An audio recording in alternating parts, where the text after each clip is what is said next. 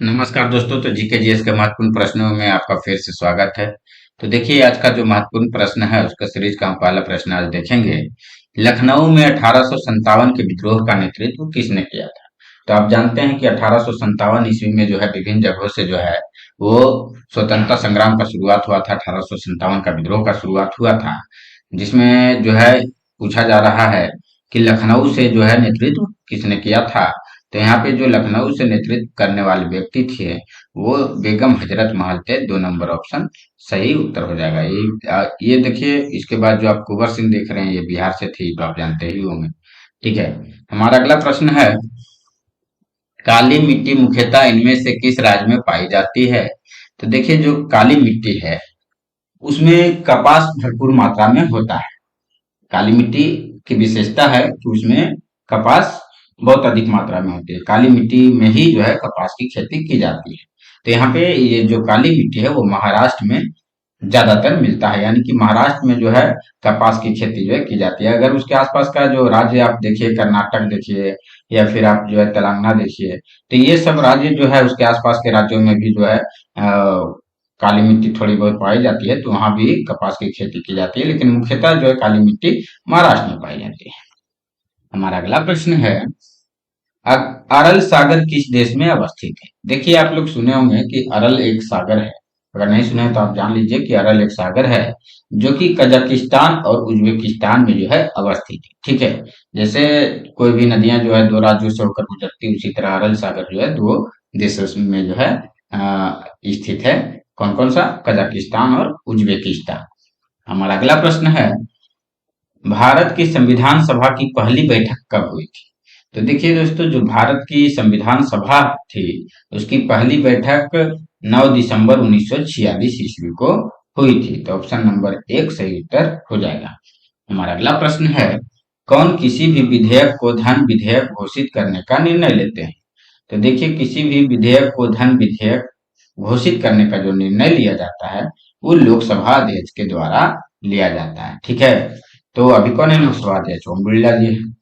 तो option number हमारा 4 सही उत्तर हो जाएगा। ठीक है, इसके इस प्रश्न में देखिए, आपको मैंने बता दिया कि यहाँ पे 9 दिसंबर 1946 हो जाएगा कि भारत की संविधान सभा की पहली बैठक 9 दिसंबर 1946 में हुई थी। इसमें इसमें आपका बताया कौन सा, केरल सागर किस देश में अवस्थित है? तो ये आपको कजाकिस्तान और उज्बेकिस्तान, ऑप्शन नंबर 4 हो जाएगा। ठीक है, तो यहाँ तक हम लोग कर चुके हैं। अब देखिए, अगला प्रश्न है कि भारतीय संविधान में फर्स्ट पास्ट द पोस्ट यानी सर्वाधिक मत प्राप्त करने वाले व्यक्ति की विजय का प्रावधान जो है यह किस देश के संविधान से लिया गया है? तो यहाँ पे आपको ब्रिटेन हो जाएगा कि ब्रिटेन के संविधान से जो है सर्वाधिक मत प्राप्त व्यक्ति ही विजय घोषित होंगे, यानी फर्स्ट पास्ट द पोस्ट होगा। ठीक है, हमारा अगला प्रश्न है, बिहार में होम रूल लीग के अध्यक्ष कौन थे? तो देखिए, बिहार में जो होम रूल लीग है उसके अध्यक्ष मौलाना मजहरुल हक थे। तो ऑप्शन नंबर 3 सही उत्तर हो जाएगा।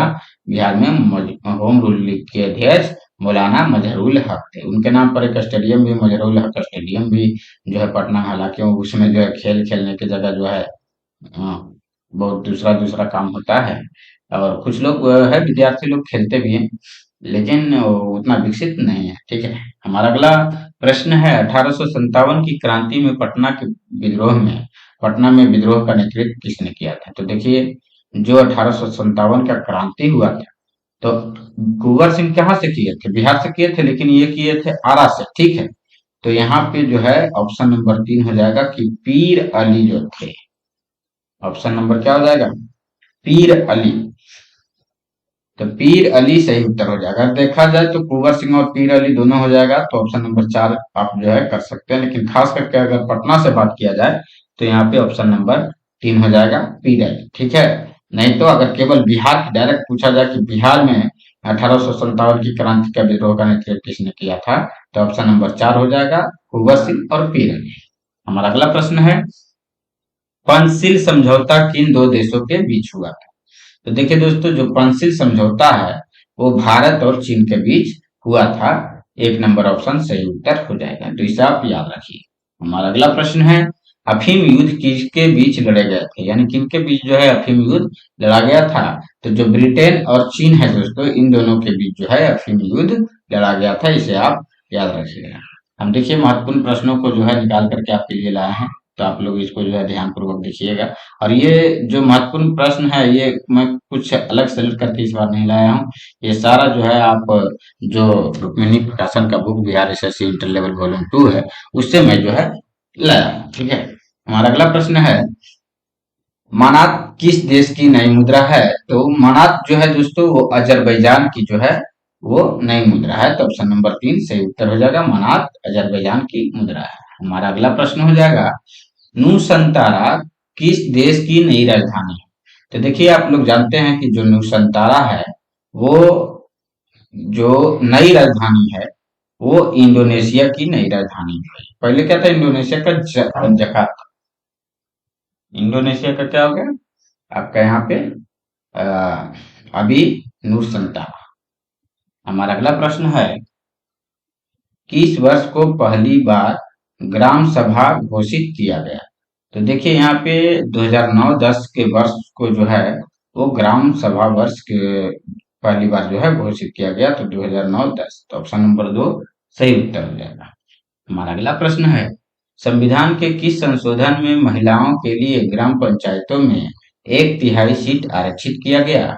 तो देखिए संविधान के जो 73वां संविधान संशोधन हुआ था, उसी में जो है महिलाओं के लिए ग्राम पंचायतों में 1/3 सीट आरक्षित किया गया था। तो ऑप्शन नंबर 3 सही उत्तर हो जाएगा। हमारा अगला प्रश्न है, सामाजिक जागरूकता फैलाने तथा समाज में महिलाओं के उत्पीड़न को रोकने के लिए डायन प्रथा प्रतिषेध विधेयक कब बिहार में लाया गया? तो देखिए डायन प्रथा प्रतिषेध विधेयक को जो बिहार में लाया गया सामाजिक जागरूकता फैलाने के लिए, तो ये जो है 1999 ईस्वी में लाया गया। तो ऑप्शन नंबर 2 सही उत्तर हो जाएगा। हमारा अगला प्रश्न है कि भारत में पहली पंचवर्षीय योजना का आधार क्या था? तो देखिए भारत में पहली पंचवर्षीय योजना का जो आधार था वो हेराल्ड डोमर मॉडल था। ऑप्शन नंबर 1 सही उत्तर हो जाएगा कि भारत में पहली पंचवर्षीय योजना का आधार हेराल्ड डोमर मॉडल था। ठीक है, और अगला प्रश्न है, निम्नलिखित में कौन भारत में सामुदायिक विकास के मुख्य निर्माता कहलाते हैं? तो देखिए जो भारत में सामुदायिक विकास के मुख्य निर्माता कहलाते हैं वो हैं एसके डे। ठीक है, तो ऑप्शन नंबर 1 सही उत्तर हो जाएगा कि भारत में सामुदायिक विकास के मुख्य निर्माता एसके डे कहलाते हैं। हमारा अगला प्रश्न है, भारत सरकार द्वारा नियुक्त तापस मजूमदार समिति का संबंध निम्नलिखित में से किससे था? तो देखिए भारत सरकार द्वारा नियुक्त तापस मजूमदार समिति का जो संबंध है वो 6 से 14 वर्ष के सभी बच्चों को स्कूली शिक्षा व्यवस्था में शामिल करने से है। तो ऑप्शन नंबर 2 सही उत्तर हो जाएगा। हमारा अगला प्रश्न है, विशेष परिस्थिति में ग्राम पंचायत के 1/3 सदस्यों के अनुरोध पर कितने दिनों के अंदर बैठक बुलाना आवश्यक है? देखिए जब विशेष परिस्थिति में ग्राम पंचायत के 1/3 सदस्यों के अनुरोध होता है, तो इसमें जो है 15 दिन पर जो है 15 दिन के अंदर बैठक बुलाना आवश्यक हो जाता है। हमारा अगला प्रश्न है कि शिशुओं में जन्म के समय निम्नलिखित में से कौन सी हड्डी नहीं होती? तो देखिए जो शिशु होते हैं उसमें जन्म के समय जो है जानुका हड्डी नहीं होती है। तो ऑप्शन नंबर 1 सही उत्तर हो जाएगा, जबकि गाल, श्रोणि और कॉलर की हड्डी होती है। हमारा अगला प्रश्न है, निम्नलिखित में कौन सा एक फूल का भाग है? इसमें से आप देख सकते हैं ये जो है फूल का भाग स्त्री केसर होता है, पुरुष का होता है पुंग केसर। तो ये जो है स्त्री केसर एक फूल का भाग होता है, तो आप लोग जानते होंगे। हमारा अगला प्रश्न है कि सूर्य और चंद्रमा द्वारा गुरुत्वाकर्षण के माध्यम से पृथ्वी को एक ही दिशा में खींचने के कारण क्या उत्पन्न होता है? तो देखिए सूर्य और चंद्रमा द्वारा गुरुत्वाकर्षण के माध्यम से पृथ्वी को एक ही दिशा में खींचने के कारण जो है वो बृहद ज्वार भाटा उत्पन्न होता है। तो ऑप्शन नंबर 1 सही उत्तर हो जाएगा। ठीक है, ज्वार तो उत्पन्न होता है ज्वार भाटा, लेकिन छोटा नहीं बड़ा। हमारा अगला प्रश्न है, आवर्त सारणी के वर्ग 1 के तत्व कौन से है? तो देखिए जो आवर्त सारणी के वर्ग 1 के तत्व है उसे क्षार धातुएं कहते हैं। तो ऑप्शन नंबर 3 सही उत्तर हो जाएगा कि आवर्त सारणी के वर्ग 1 के तत्व क्षार धातुएं होती है। हमारा अगला प्रश्न है, किसी परिपथ में विद्युत धारा के प्रवाह की दिशा को दर्शाने के लिए किस उपकरण का उपयोग किया जाता है? तो देखिए, किसी परिपथ में विद्युत धारा के प्रवाह की दिशा को दर्शाने के लिए जो है वो गैल्वेनोमीटर का प्रयोग किया जाता है। तो ऑप्शन नंबर एक सही उत्तर हो जाएगा। ठीक है। हमारा अगला प्रश्न है, फ़ारेनहाइट स्केल पर परम शून्य ताप का मान कितना होता है? तो देखिए, फ़ारेनहाइट स्केल पर परम शून्य ताप का जो मान होता है वो -459.67 फ़ारेनहाइट होता है। तो 3 नंबर ऑप्शन सही उत्तर हो जाएगा। ठीक है। ये परम शून्य ताप की बात होगी।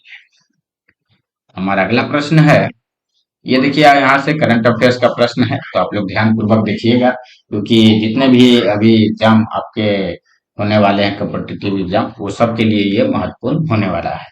तो हमारा पहला प्रश्न है कि अभी जो आईपीएल 2024 हो रहा है, अब तक आईपीएल में सबसे ज्यादा शतक लगाने वाले खिलाड़ी कौन बन गए हैं? तो यहाँ पे विराट कोहली जो है वो आईपीएल में सबसे ज्यादा शतक लगाने वाले खिलाड़ी बन गए हैं।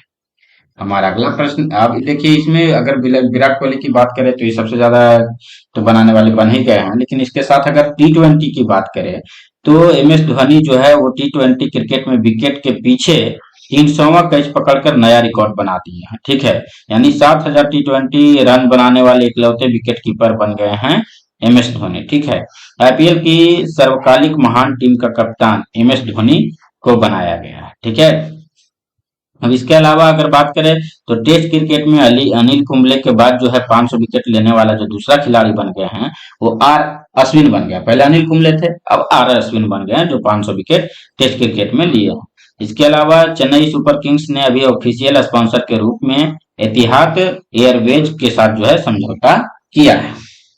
हमारा अगला प्रश्न है कि हाल ही में कहाँ खुबानी खिलना महोत्सव 2024 का शुरुआत हुआ है, कहाँ शुरू हुआ है? तो यहाँ पे आप सबका हो जाएगा लद्दाख, यानी कि हाल ही में लद्दाख में खुबानी खिलना महोत्सव 2024 का शुरुआत हुआ है। ठीक है। हमारा जब लद्दाख की बात कर रहे हैं तो देखिए अभी यहाँ सोनम वांगचुक जी जो है वो लद्दाख के बचाव के लिए जब धारा 370 आया तो उसका कुछ तो फायदा है ही, लेकिन उसके साथ जो है लद्दाख में जो है दोहन भी बढ़ गया है। तो इनका मांग है कि यहाँ पे जो है जो आपका 6 लागू होता है उसको लागू किया जाए, यानी जो विशेषाधिकार दिया जाता है लोकल लोकल लोगों को। ठीक है, तो वहां यहाँ पे मांग किया जा रहा है कि उसे जो है लागू कर दिया जाए, इन क्षेत्रों के लोगों को विशेषाधिकार दिया जाए, ये अपने अनुसार से वहां शासन चलाना चाहते हैं। ठीक है। अब अगर बात करें हम तो यहाँ पे दिवसीय दोसमोचे महोत्सव भी लद्दाख में मनाया गया है। कौन दिवसीय दोसमोचे महोत्सव? अभी सियाचिन में तैनात होने वाली भारतीय सेना की पहली महिला चिकित्सा अधिकारी गीतिका कौल बन गई है। कौन? गीतिका कौल, सियाचिन में तैनात होने वाली। अभी विश्व के सबसे ऊंचे फाइटर एयरफील्ड का निर्माण भी जो है वो लद्दाख में किया जाएगा। सबसे विश्व का सबसे ऊंचा फाइटर एयरफील्ड। ठीक है। हमारा अगला प्रश्न है कि हाल ही में तटरक्षक बल ने कहा जलीय केंद्र का उद्घाटन किया है? तो देखिए हाल ही में जो तटरक्षक बल हैं उन्होंने तमिलनाडु में जो है क्या किया है? तमिलनाडु में जलीय केंद्र का उद्घाटन किया है। ठीक है, तो ऑप्शन नंबर 3 से उत्तर हो जाएगा। अब जब बात कर रहे हैं तमिलनाडु का, तो देखिए अभी तमिलनाडु सरकार ने परिवारों के उत्थान के लिए निंगल नालामा योजना की शुरुआत की है। कौन? निंगल नालामा। इसके अलावा तमिलनाडु के मुख्यमंत्री ने एक राष्ट्र एक चुनाव और परिसीमन प्रक्रिया के खिलाफ भी प्रस्ताव पेश किया है कि एक राष्ट्र एक चुनाव नहीं होना चाहिए। इससे डर जो है राजनेताओं में जो होता है वो निकल जाएगा। ठीक है। आदिवासी महिला श्रीपति तमिलनाडु की सिविल जज बनी है। कौन? आदिवासी महिला जो श्रीपति जी हैं उन्हें जो है तमिलनाडु की सिविल जज बनाया गया है। इसके अलावा हुंडई और आईआईटी मद्रास जो है तमिलनाडु में हाइड्रोजन इनोवेशन वैली स्थापित करेंगे। इसके अलावा टाटा पावर जो है वो तमिलनाडु में 70,000 करोड़ रुपए निवेश करने की घोषणा भी की है। ये मैं आपको पहले भी बता चुका हूँ। हमारा अगला प्रश्न है कि हाल ही में किसके द्वारा लिखित पुस्तक द इंडिया ऑफ डेमोक्रेसी का विमोचन हुआ है? तो देखिए द इंडिया ऑफ डेमोक्रेसी जो पुस्तक है इसको अभी कौन लिखे हैं? तो द इंडिया ऑफ डेमोक्रेसी पुस्तक को जो है सैम पित्रोदा जी लिखे हैं। तो ऑप्शन नंबर 1 सही उत्तर हो जाएगा। अब देखिए यहाँ जो आप देख रहे हैं चित्रा बनर्जी, तो ये चित्रा बनर्जी एक पुस्तक लिखे हैं जिसका नाम है एन अनकॉमन लव। क्या? एन एन अनकॉमन लव, ये पुस्तक लिखी है चित्रा बनर्जी की। ठीक है, इसको और बात किया जाए डिटेल में तो the early life of Sudha and न्यायमूर्ति भी कहा जाता है, तो द अनकॉमन लव। ठीक है, the early life of Sudha and Narayana Murthy. इसके अलावा अगर भूपेंद्र यादव की बात करें तो इन्होंने जो है मोदी एनर्जाइजिंग ए ग्रीन फ्यूचर नाम का पुस्तक लिखे हैं। मोदी एनर्जाइजिंग, मोदी एनर्जाइजिंग ए ग्रीन फ्यूचर।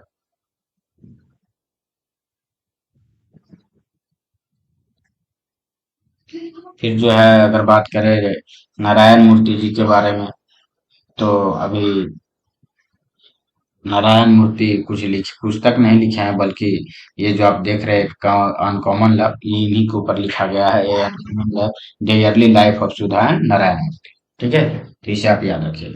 हमारा अगला और आज का आखिरी प्रश्न है कि हाल ही में किसे विप्रो का नया सीईओ नियुक्त किया गया है? देखिए हाल ही में जो विप्रो का नया सीईओ नियुक्त किया गया है वो श्रीनिवास पल्लिया जी को नियुक्त किया गया, तो ऑप्शन नंबर 4 सही उत्तर हो जाएगा कि विप्रो का नया सीईओ श्रीनिवास पल्लिया जी को नियुक्त किया गया है। अब देखिए यहाँ पे राकेश मोहन जी को विश्व बैंक का आर्थिक सलाहकार पैनल में राकेश मोहन जी को रखा गया है, विश्व बैंक के आर्थिक सलाहकार पैनल में। ठीक है, इसे आप याद रखिएगा, राकेश मोहन जी को। इसके बाद रवि कोटा की बात करें तो रवि कोटा जो है अभी असम के मुख्यमंत्री के सचिव के रूप में जो है कार्यभार संभाले हैं।